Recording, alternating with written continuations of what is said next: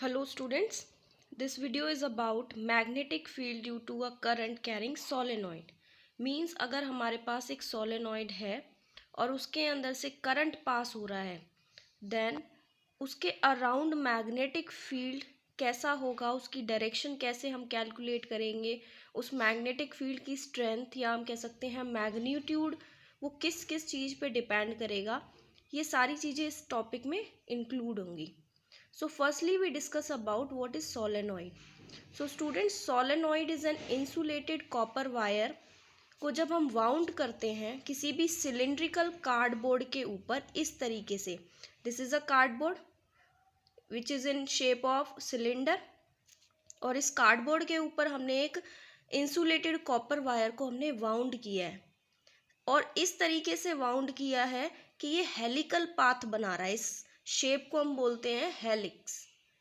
And इसकी जो length है which is greater than its diameter of the cylinder, और we can say that this circular loop diameter. So this is a solenoid. When we connect this solenoid with a battery, a rheostat and key K, when we press this key, close the circuit, current is flowing from positive terminal to the negative terminal in the circuit.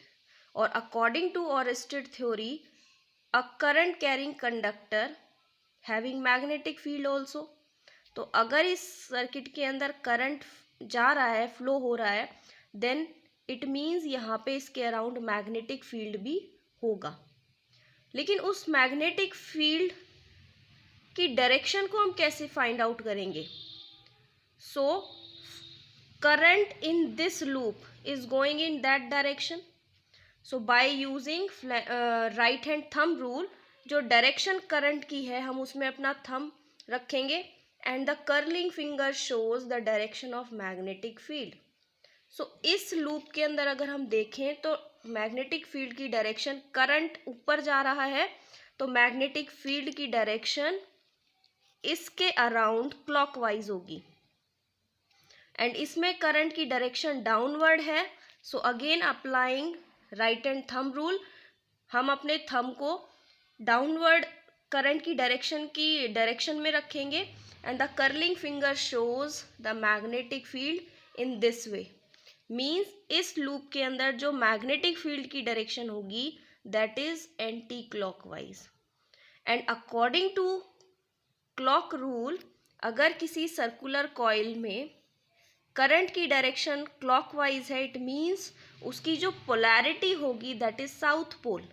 सो यहाँ पे हमारे पास current की जो direction आई that is clockwise, means south pole magnetic field की direction.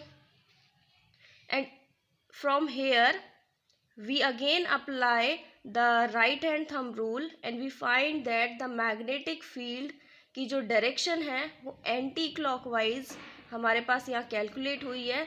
then we can say that this pole is north pole.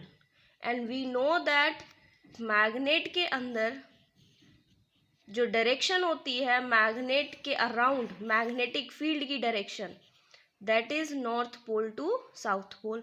So outside the solenoid the direction of magnetic field is from north pole to south pole. एक और rule है, अगर हम चाहें कि magnetic field हमें easily calculate हो जाए, हमें पता चल जाए कि मैग्नेटिक फील्ड की डायरेक्शन क्या है around the solenoid, then we place a magnetic needle around the solenoid, जिससे कि जो मैग्नेटिक नीडल होगी वो इस तरीके से डिफ्लेक्ट होगी कि उसका जो नॉर्थ पोल होगा वो इस साइड डिफ्लेक्ट हो रहा है या इस साइड पॉइंट आ रहा है, और जो साउथ पोल है वो इस साइड पॉइंट कर रहा है. It means that this pole is north pole and this pole is south pole. And inside the solenoid the direction of magnetic field is from south pole to north pole. तो ये तो हो गई direction की बात. Now let we discuss about its magnitude, जिसको हम denote करते हैं कैपिटल बी से. B is the strength of the magnetic field, और we can say that magnitude of the magnetic field. Which is directly proportional to the current. जितना ज़्यादा solenoid के अंदर करंट होगा उतना ही ज़्यादा मैग्नेटिक फील्ड उस सोलेनॉइड के अराउंड होगा। And second thing is it is directly proportional to the number of turns per unit length of the solenoid. Means जितने ज़्यादा नंबर ऑफ टर्न्स होंगे सोलेनॉइड के उतना ही ज़्यादा करंट फ्लो करेगा, एंड जितना ज़्यादा करंट होगा उतना ही ज़्यादा मैग्नेटिक फील्ड होगा। तो कहीं ना कहीं magnetic field indirectly number of turns per unit length पे भी डिपेंड करता है directly, where small n denotes the number of turns per unit length and which is equals to total number of turns को अगर हम capital N से denote करते हैं तो per unit length of the solenoid is L. So small N is equals to capital N upon में L, that is number of turns per unit length of the solenoid. और जिसके increase होने से magnetic field भी increase होगा around the solenoid.